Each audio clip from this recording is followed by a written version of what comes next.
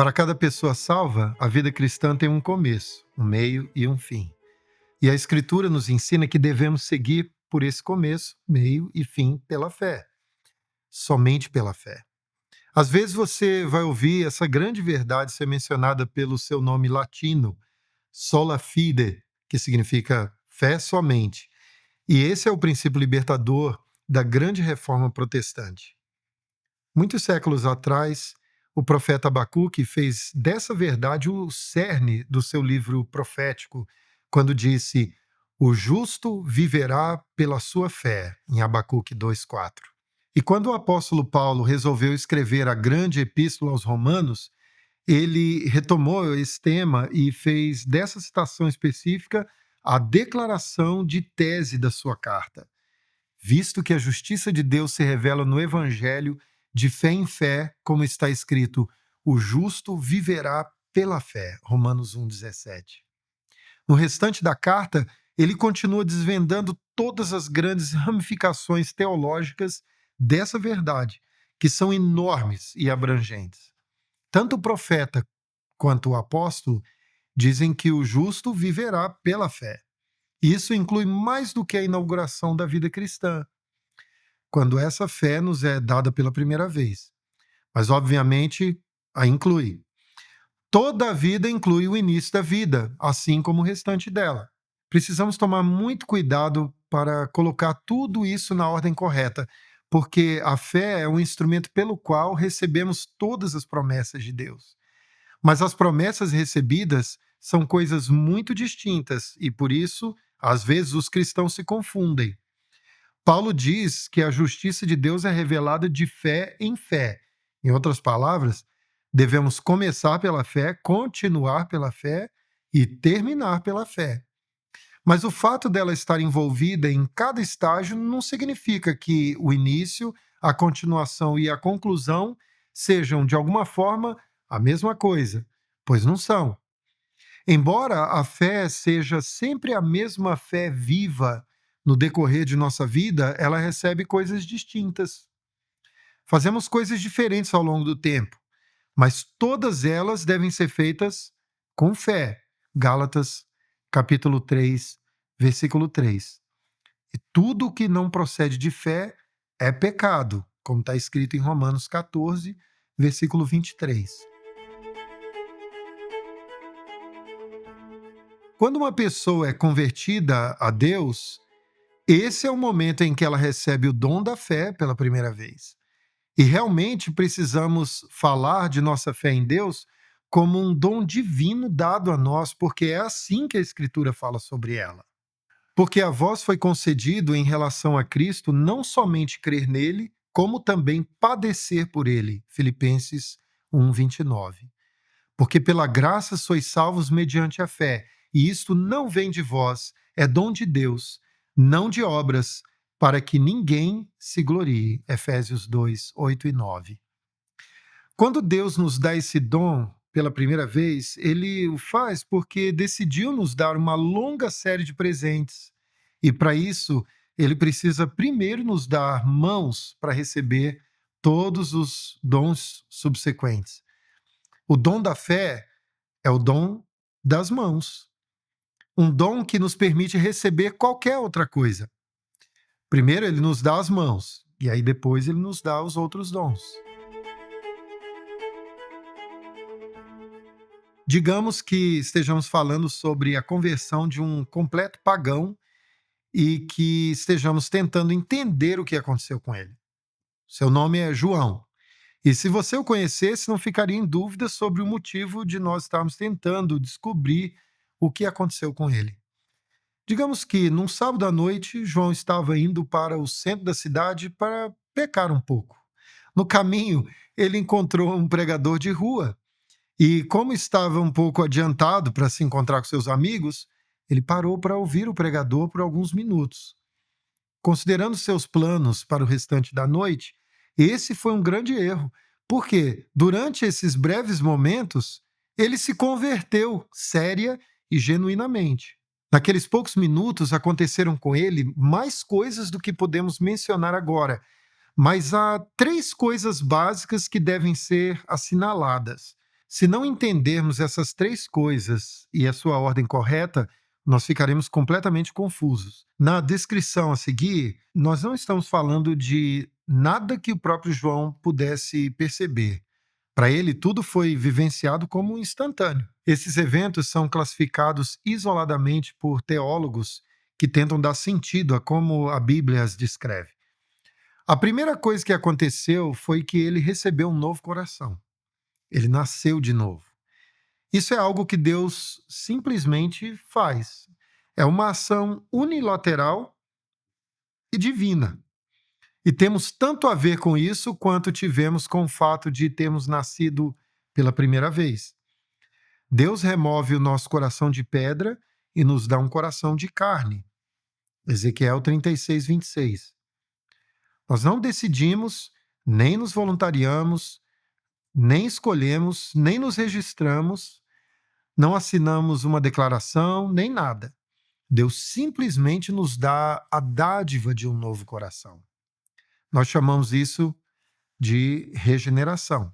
A segunda coisa que aconteceu com João foi que, como ele agora tinha um novo coração, ele se afastou de seu pecado, é o arrependimento, e creu na mensagem que o pregador estava proclamando, que é a fé. É disso que os pregadores bíblicos estão falando quando convocam as pessoas a se arrependerem e crerem. Se uma vida pecaminosa está à sua esquerda e Cristo está à sua direita, então se voltar de um para o outro é só um movimento.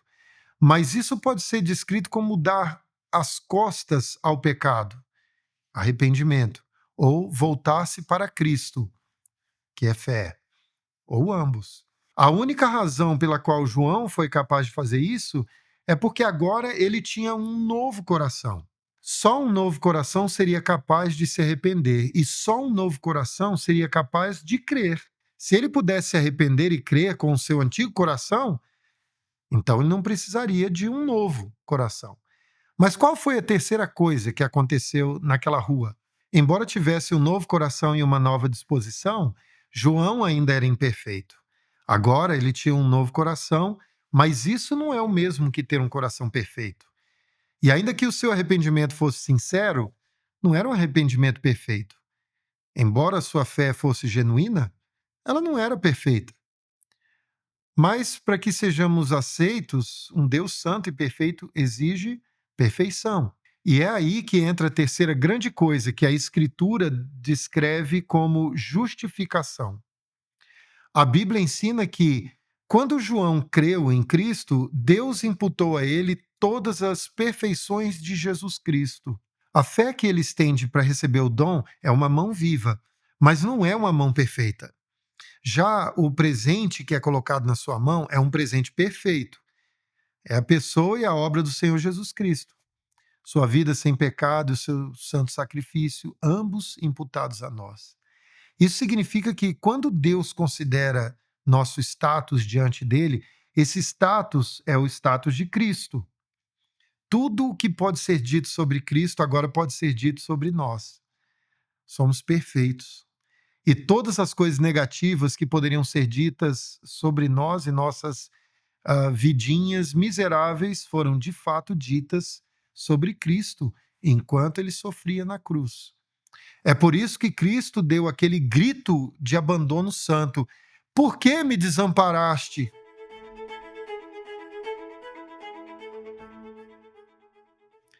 Analisado de outro ponto de vista, esse presente perfeito que recebemos é um novo status legal. O momento da justificação é como aquele momento em que, após a deliberação, o júri finalmente chega a um veredito e informa-o ao juiz, que em seguida declara inocente. Quando esse veredito é lido em voz alta, o status legal do réu muda de acusado em julgamento para absolvido. A essa altura, alguém pode estar murmurando baixinho: mas como Deus pode nos declarar inocentes se ele sabe muito bem que nós somos de fato culpados? A Bíblia não diz que Deus de forma alguma inocentará o culpado? Não é isso que a Bíblia diz? Êxodo 34, 7. Então, por que você está dizendo a todos que as boas novas se referem a Deus absolver o culpado?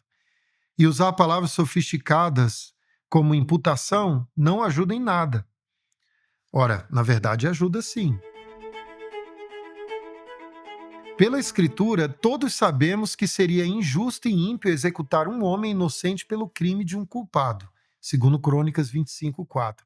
E a situação não melhoraria se supuséssemos que o inocente e o culpado fossem irmãos gêmeos. Na verdade, se isso fosse possível, tornaria a situação ainda pior. Portanto, não seria correto transferir o status legal do irmão inocente para o culpado. Mas podemos imaginar uma situação em que o status legal fosse imputado a um responsável legal. Imagina um garoto de 16 anos que vandalizou a propriedade de outra pessoa e o tribunal exigiu que seu pai, ou responsável legal, pagasse por isso. A penalidade pela ação é assumida pelo responsável legal. Mas isso só é verdade em um sentido limitado. Será que temos responsáveis legais para todo tipo de comportamento, seja ele qual for? Sim, nós temos. O nome bíblico para isso é representante federal ou pactual. E em toda a Escritura nós vemos que, no sentido estrito, há apenas dois deles. O primeiro foi o nosso pai Adão, 1 Coríntios 15, 22.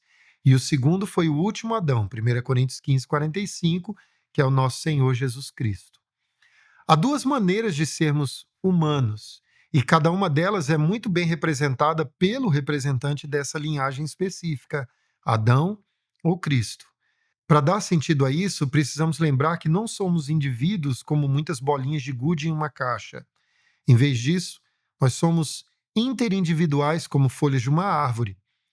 É tão fácil distinguir uma folha da outra quanto distinguir uma bola de gude da outra. Mas ainda há uma diferença entre elas. As folhas estão todas organicamente unidas à raiz, de uma forma que as bolinhas de gude não estão. Adão, nosso representante federal, foi a raiz de toda a raça humana. Suas ações foram imputadas a nós, o que significa que, como nosso representante, o que ele fez no Jardim do Éden, nós também fizemos. Ele representou a todos nós e o fez muito bem. Essa é a outra forma de dizer que não teríamos feito nada melhor do que ele. Agora, Cristo é o representante federal da nova humanidade. Assim como a desobediência de Adão na árvore do jardim foi imputada a nós, a obediência do Senhor na árvore da cruz também foi imputada aos que creem. Portanto, se você prestar atenção, vai ver que há três imputações envolvidas aqui. A primeira envolve todo ser humano, com exceção de Cristo. A segunda e a terceira envolvem todos os membros da nova humanidade, aqueles que se uniram à nova humanidade formada em Cristo, pela fé, somente pela fé. Na primeira, a desobediência de Adão é imputada a todos os seus descendentes. É por isso que todos estamos implicados no pecado, desde o ventre materno.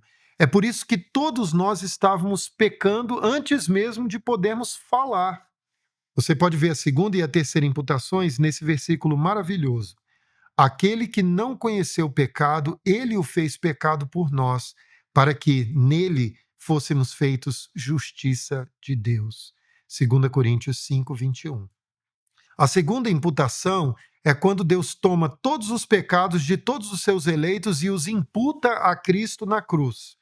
É a isso que Paulo está se referindo com o fez pecado por nós, quando ele disse isso. E a terceira é quando Deus imputa a justiça de Jesus Cristo a nós. Essa é a justificação a que eu me referi anteriormente. Lembre-se também que eu disse que a fé viva, que é um dom, recebe muitos outros dons divinos. Quando olhamos com fé para Cristo na cruz, estamos recebendo a dádiva do perdão de nossos pecados. Cristo morreu como nosso substituto, com nossos pecados imputados a Ele, e recebemos o benefício dessa substituição penal que remove todos os nossos pecados, sejam eles passados, presentes ou futuros. Em seguida, ao olhar com fé para a ressurreição de Cristo, recebemos nosso novo status legal, a nossa justificação.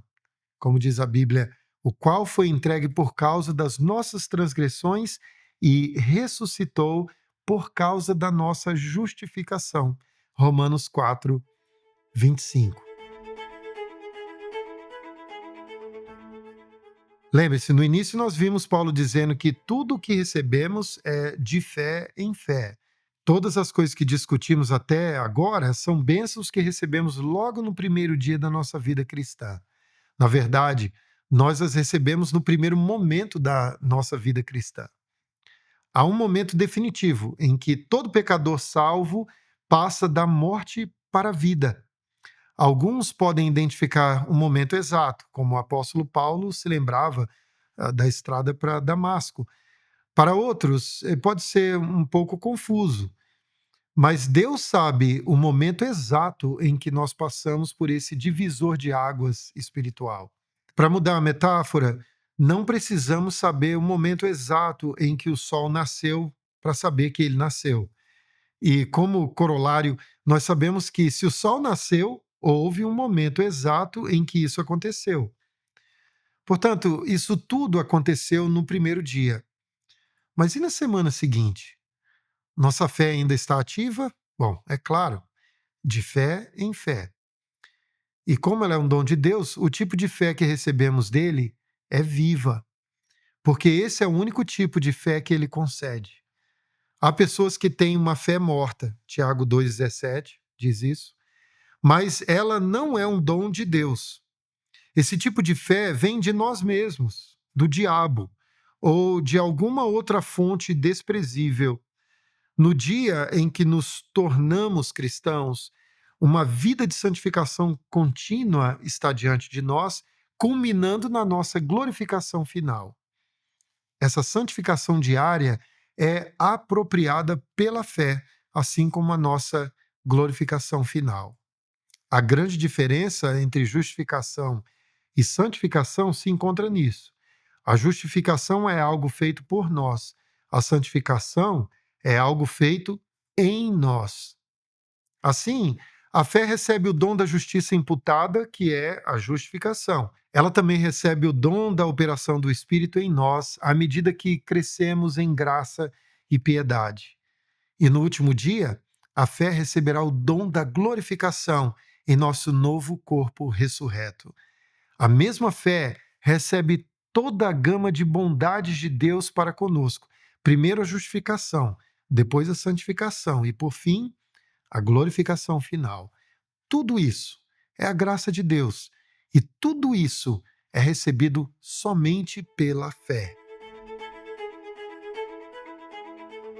Uma vez dito isso, você pode ter uma pergunta bem prática. Como posso crer? Bom, a Bíblia diz que a fé vem pelo ouvir, e o ouvir pela palavra de Cristo, Romanos 10, 17. A palavra chega até você e você responde sim ou não. Mas há um truque mental que alguns tendem a usar contra si mesmos, que é tentar ter fé na fé, em vez de ter fé em Deus e em sua palavra. Se você olhar para sua própria fé para decidir se deve crer ou não, a coisa toda entrará em colapso. Você não deve ter fé na fé. Você deve ter fé em Cristo. Olhe para Ele. Olhe para Cristo crucificado, para o Cristo ressurreto. Pare de olhar para si mesmo. Nós não devemos nos preocupar com quão robusta ou quão grande é a nossa fé, e sim com a robustez e a grandiosidade do nosso Cristo. Pense da seguinte maneira: sem dúvida você já ouviu falar daqueles inventores atrevidos que, antes da invenção do avião, fizeram um par de asas de morcego e tentaram pular de uma ponte ou talvez de um alto de um celeiro. Bom, isso parece um pouco cômico para nós agora, mas eu tenho uma ilustração importante relacionada a isso. Quando esse homem colocou as asas e subiu no celeiro, quanta fé ele tinha em sua invenção? Bem, a resposta teria de ser muita fé. Mas essa fé permitiu que ele voasse? Não. Logo em seguida ele se espatifou. Agora vamos imaginar um outro cenário. Imagine uma simpática vovozinha que teve pavor de voar durante toda a sua vida adulta, Contudo, ela acaba sendo convencida a entrar em um avião pelas fotos encantadoras de seus netos que moram do outro lado do país. Ela passa o voo inteiro praticamente em pânico. Quão fraca é a sua fé? Muito fraca, né? Então, por que o avião não cai? A resposta é que as coisas são realizadas pela fidelidade do objeto em que depositamos nossa fé e não pela robustez da nossa fé. O homem que pulou do celeiro tinha uma fé robusta, mas um conjunto de asas ruim, enquanto a vovozinha tinha uma fé anêmica e um conjunto de asas excelente. É por isso que Jesus disse que, mesmo que a nossa fé fosse do tamanho de um grão de mostarda, ela poderia realizar grandes coisas. Mateus capítulo 17, versículo 20. A fé é a resposta natural à percepção da fidelidade de Deus.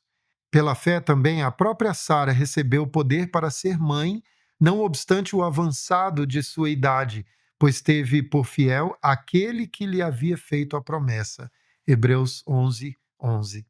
Portanto, se você colocar a sua fé em uma lâmina de microscópio e ficar analisando-a por horas, talvez sussurrando exortações para ela, a única coisa que você pode ter certeza é de que ela não vai crescer.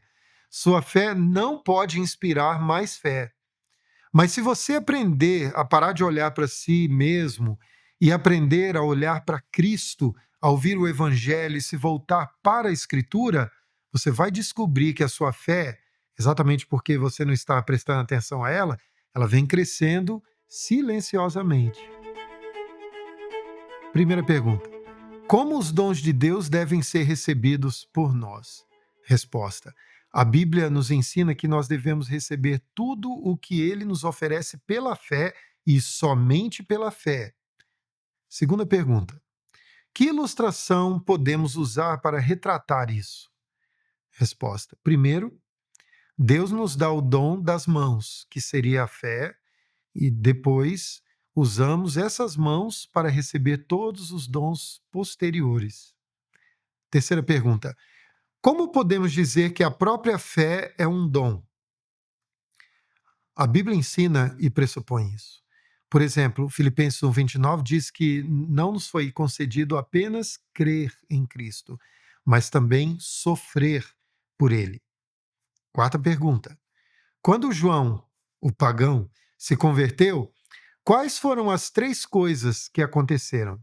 Resposta: a primeira é que ele recebeu um novo coração, que é a regeneração.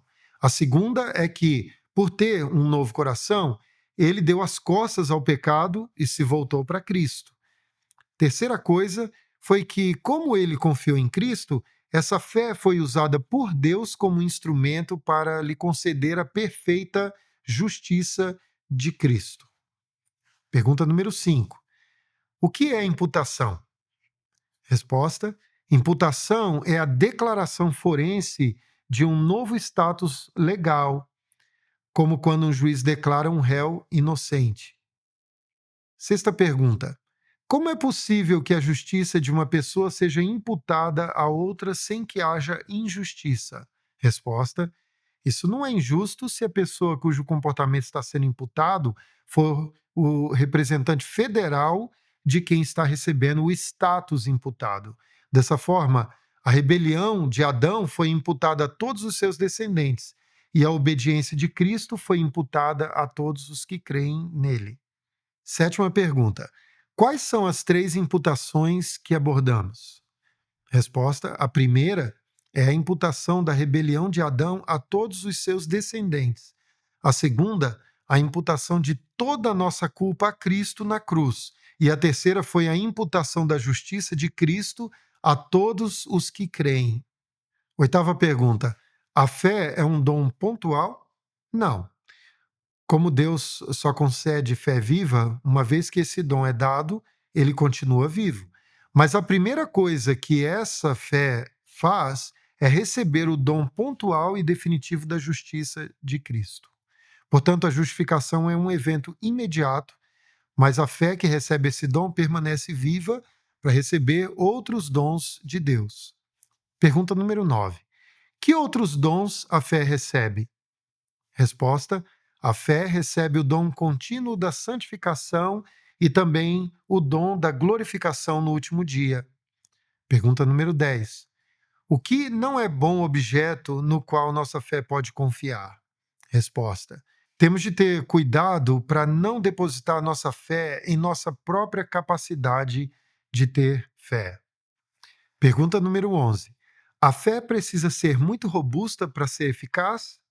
Resposta: o que deve ser robusto é aquilo em que estamos depositando nossa fé. Uma fé fraca depositada em um objeto robusto terá mais resultados do que uma fé robusta em um objeto fraco. Pergunta número 12. O que faz com que nossa fé cresça? Resposta: a fé vem pelo ouvir, e o ouvir pela palavra de Deus. Quanto mais damos atenção à palavra, mais vemos a fidelidade de Deus. E quanto mais vemos a sua fidelidade, mais a nossa fé é fortalecida.